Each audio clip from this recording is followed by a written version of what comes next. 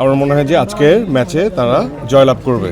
স্টেডিয়ামে বসে খেলা এনজয় করার যে মাহল, সিনেমা হলে বসে সিনেমা দেখার যে মজা, সেটা বাসায় বসে টিভিতে দেখে হয় না। মানে মুখ দিয়ে বলতে পারি না এবং সেটাই ঘটতেছে।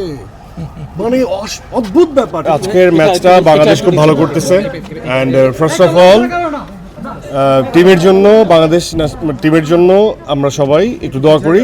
আমার মনে হয় যে আজকের ম্যাচে তারা জয়লাভ করবে। আপনারা তো চান নাকি? চান না নাকি? চান তো নাকি জিতে যাক। অ্যান্ড দ্য থিং ইজ যে আমরা যদি কথা বলি দম নিয়ে, আপনারা ইতিমধ্যেই টিজার দেখতে পাইছেন বা ফার্স্ট লুক দেখতে পাইছেন। অ্যান্ড খুবই শর্ট টাইমে আমাদের ট্রেলার রিলিজ হবে অ্যান্ড আদার প্রমোশনাল অ্যাক্টিভিটিজের মধ্যে পোস্টার্স অর আরও যদি কিছু পাওয়া যায় সামনে আসে, সেটা টিম ডিসাইড করে ছাড়বে, আপনারা দেখতে পারবেন। আর ক্যারেক্টার নিয়ে আমি খুব বেশি বলতে পারবো না। অ্যান্ড আমার পাশে আছে আমার সহধর্মিনী রানী, এতটুকু বলে দেই। অ্যান্ড আমি শাহজাহান ইসলাম নূর, আমি একজন বাংলাদেশি, আমি একজন মুসলমান, এবং আমাদের কথা আপনারা মনে রাখবেন, এটাই আমি চাবো। অ্যান্ড আমি আগেও বলছি, আপনারা জানেন ইতিমধ্যে যে it's gonna be the first survival movie in our industry. এইভাবে সার্ভাইভাল মুভি নিয়ে কেউ কাজ করে নাই। অ্যান্ড এটা একটা ট্রু বেসড, মানে সত্য ঘটনা অবলম্বনে, ইটস নট এ বায়োপিক, এটা সত্য ঘটনা অবলম্বনে আমরা এই গল্পটা ফেলেছি এবং এটা এই আসন্ন ঈদে মুক্তি পাবে। আপনাদের নিকটস্থ প্রেক্ষাগৃহে আপনারা দেখতে পাবেন। অ্যান্ড আমি সর্বপ্রথম আমার টিম মেম্বারদের নাম নিতে চাই, যারা অক্লান্ত পরিশ্রম করেছে, সবসময় পরিশ্রম করে, কিন্তু এবারের পরিশ্রমটা ডিফারেন্ট। কারণ আমরা যে দেশের বাইরে শ্যুট করেছি, যে জায়গায় কাজাকিস্তান, সেখানে আমরা সবাই এক্সপিরিয়েন্স করেছি -20, -10 ডিগ্রি সেলসিয়াস, মানে ইটস অনেক বেশি ঠান্ডা। এবং আমাদের এইচওডিস যারা ছিলেন, ডিরেক্টর যারা ছিলেন, কলাকুশলী যারা ছিলেন, আমাদের টিমমেটরা অক্লান্ত পরিশ্রম করছে।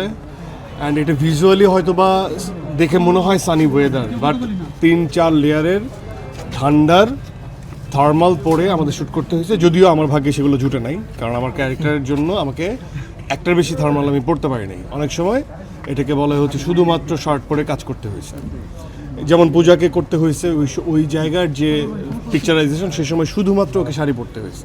হ্যাঁ, তো আপনারা সবাই দমের জন্য দোয়া করবেন, আপনারা পাইরেসি রোধ করবেন, কারণ আমাদের এই ছবিটা, আমাদের সাকসেসের পেছনে পাইরেসি না হওয়াটা অনেক ইম্পর্টেন্ট। সো আমি আমার দর্শকদের বা আপামর জনতা যারা সিনেমা প্রেমী বা সিনেমা প্রেমী না, তাদের সবাইকে বলতে পারি, আপনারা পাইরেসি রোধ করবেন, দমের পাশে থাকবেন। অ্যান্ড এই গ্র্যাজুয়ালি যতদিন বাকি আছে ঈদের, আপনারা একের পর এক আপ টু ডেট ইনফরমেশনগুলো আপনারা দেখতে পাবেন। এর বাইরে কিছু বলার ইখতিয়ার আমার নাই। নিশ্চয়ই খেলা বিষয়ে জানতে চাচ্ছিলাম, মাঠে বসে খেলা দেখলেন, কেমন লাগলো? আর এই মাঠে সাকিব আল হাসানকে আপনি মিস করলেন কিনা? অনেক বেশি। আচ্ছা শোনেন, আমরা সবাইকেই মিস করি, যারা যোগ্য মানুষ তারা যদি মাঠে না থাকে, আমরা সবাই সব যোগ্য মানুষদের মিস করি। হ্যাঁ, আপনি তো একজনের নাম বলছেন।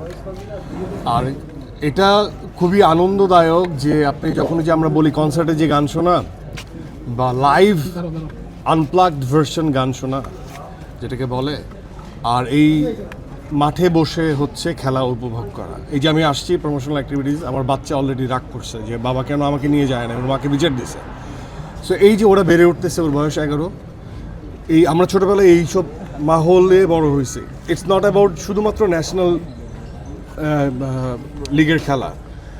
আপনি দেখবেন যে মফস্বল টাউনে বা মানে জেলাভিত্তিক জায়গায় ছোটো ছোটো স্টেডিয়াম আছে, সেখানেও খেলা হয়, এবং ওইখানেও বড় বড় স্টেডিয়াম আছে। সেখানে খেলার, স্টেডিয়ামে বসে খেলা এনজয় করার যে মাহল, সিনেমা হলে বসে সিনেমা দেখার যে মজা, সেটা বাসায় বসে টিভিতে দেখে হয় না। ভাই দেখলাম মাঠে যখন আসছেন, 2টা উইকেট পড়ে গেছে বাংলাদেশের, 3টা উইকেট পড়ে গেছে। আমিও যেমন বলছিলাম যে আমাকে যখন ইন্টারভিউতে জিজ্ঞেস করা হয়েছে, আমার এক্সপেকটেশন হচ্ছে ফার্স্ট ডে বাংলাদেশ যেভাবে খেলছে, ফার্স্ট ডেতে বোলিং যেভাবে করছে, সেটা আমার এক্সপেকটেশন এবং আমি মানে মুখ দিয়ে বলতে পারি না এবং সেটাই ঘটতেছে। মানে অদ্ভুত ব্যাপার।